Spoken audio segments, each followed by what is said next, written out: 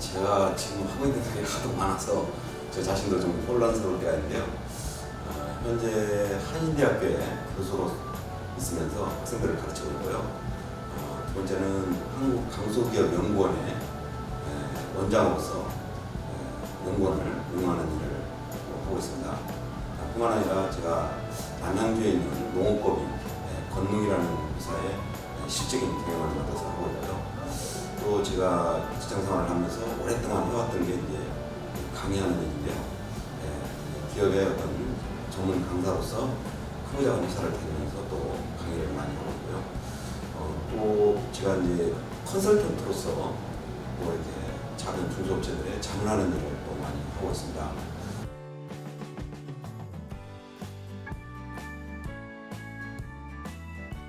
예, 저는 기업 현장에서 30년간 제가 실무를 했습니다. 특히 소비재 회사 중에 화장품 1등은 아모레, 그 다음에 식품회사의 대표격인 CJ 제일당에서 주로 영업과 마케팅을 맡아서 했었고요. 특히 CJ 제일당에서는 제가 신규 사업에 주도적으로 참여를 해서 비트랄지 식물나라랄지 엠프라니 같은 그런 히트 상품을 만들었고요. 또 제일당 다니면서 제가 삼성 그룹 강사로 같이 병행을 했었습니다. 그러고 나서 제가 회사를 그만두고 경영 컨설팅 회사를 차려서 6년간 컨설팅 사업을 하면서 크고 작은 많은 회사를 다니면서 컨설팅 일을 했었고요. 사실은 컨설팅을 했다기보다는 그 당시에 다양한 업종을 배우는 중요한 계기가 됐었습니다. 그러고 나서 제가 보령메디앙스에 전무로 영업 마케팅을 총괄하는 전무로 자리를 옮겨서 매출 1년 만에 24%를 성장시키는 그런 성과를 내기도 했었고요. 마지막으로 제가 제일당에서 했던 엠프란이라는 화장품 회사의 대표이사 사장으로 자리를 옮겨서 그 당시 우리나라 5대 홈쇼핑사의 최대 히트 상품이었던 진동 파운데이션 제품을 개발을 해서 연매출 300억의 대형 히트 제품을 만들기도 했었습니다.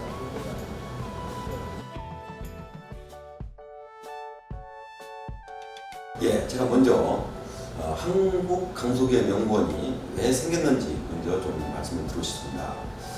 흔히 우리가 9988 말을 많이 쓰고 있는데요.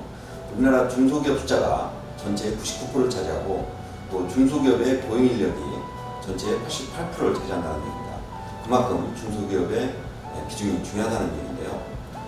반면에 독일의 강소기업에 비해서 우리나라의 이 중소기업이 상대적으로 경쟁력이 떨어집니다.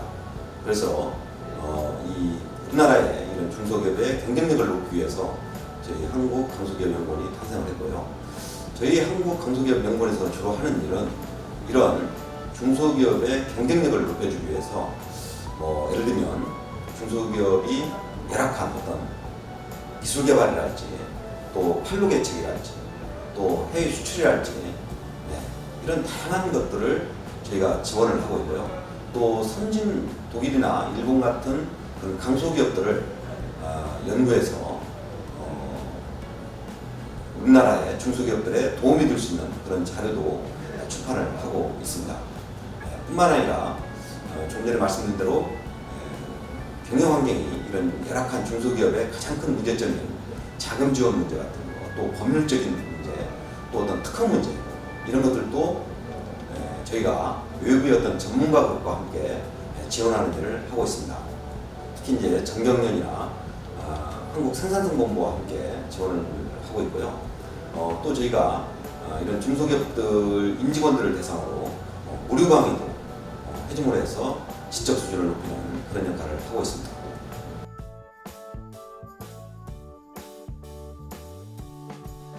네, 최근 우리나라의 경제 상황은 저출산 고령화 문제, 또 청년 실업률 문제, 이런 여러 가지 복합적인 문제가 상존하고 있습니다.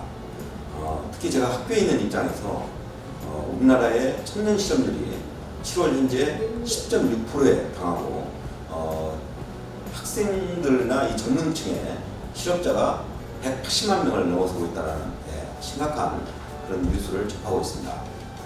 이런 상황에서 정말 우리나라 내수를 살리기 위해서는 이런 청년 실업률을 줄이는 게 가장 우선이 되어야 된다고 생각을 합니다. 독일에는 이 마이스터 제도라는 제도가 있어서 인력 양성 시스템이 잘 갖춰져 있습니다. 우리나라도 앞으로는 학교에서 단순히 어떤 이론 교육만 하기보다는 산업 현장에서 기술 교육을 병행을 시켜서 현장에 나가서 바로 취업이 가능한 그런 인력을 양성하는 게 중요하다고 보고요.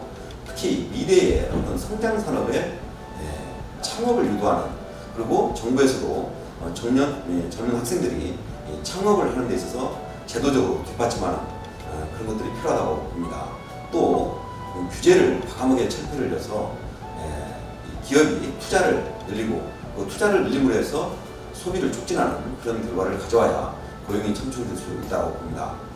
한편 이 노동시장도 좀 더 유연하게 바꿔서 기업들이 적극적으로 고용을 늘릴 수 있는, 그래서 궁극적으로 취업을 확대시키고 내수를 활성화시키는 그런 계기를 만들어야 된다고 생각합니다.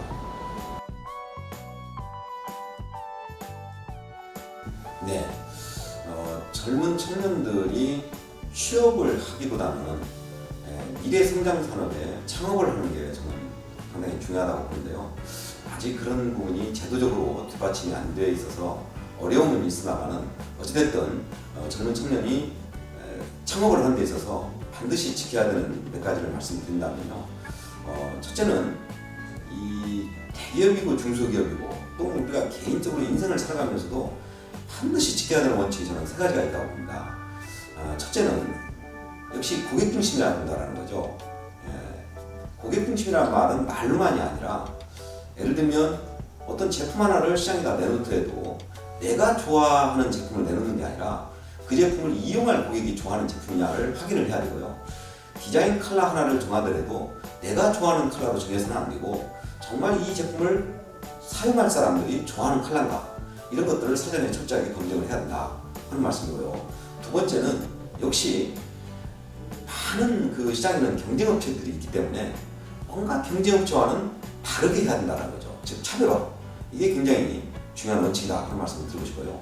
또 이 스타트업이 성공을 하기 위해서는 마지막으로 협력, 어떤 거래처랄지 내부의 어떤 종업원이랄지 이런 어떤 주변의 어떤 동료들과의 이런 협력 관계를 유지하는 것, 이게 또 굉장히 저는 중요하다고 봅니다. 또 하나는 멘토를 찾을 필요가 있습니다. 처음에 창업하는 사람들은 이 경험이 없기 때문에 경험이 있는 그런 전문가들을 멘토로 활용하는 게 필요하다 하는 말씀 드리고 싶고요. 또 국내외의 시장은 끊임없이 변화합니다. 그래서 시장의 트렌드를 항상 살펴보는 것, 이것도 역시 굉장히 중요하다 이런 말씀을 드리고 싶고요. 마지막으로 어떤 처음에 어떤 사업을 시작을 해서 성공을 했다 하더라도 너무 이게 한 가지 어떤 만족을 하지 말고 초심으로 돌아가서 끊임없이 경쟁력을 높여가고 새로운 시장을 찾는 그런 노력이 병행이 돼야 된다, 이런 말씀을 드리고 싶습니다.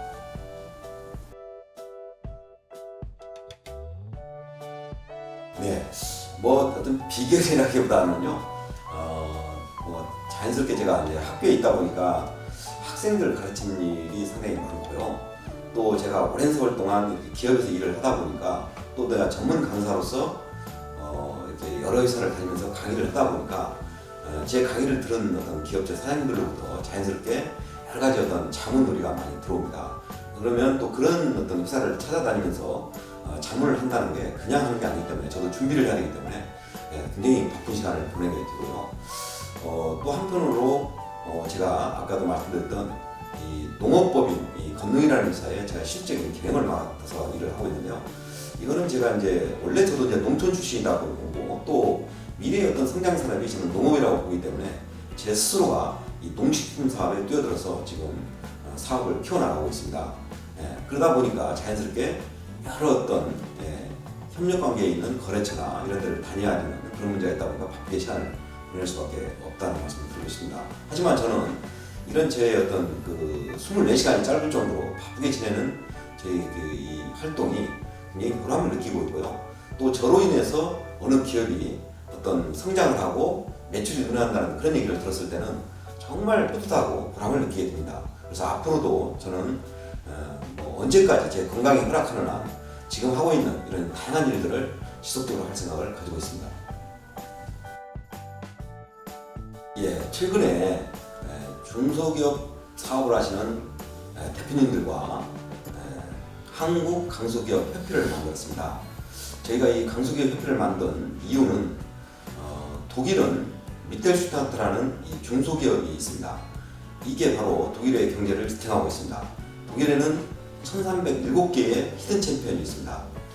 우리나라도 앞으로 강한 어떤 그런 경제력이 뒷받침되는 나라가 되려면 이런 중소기업을 육성을 해야 된다고 봅니다.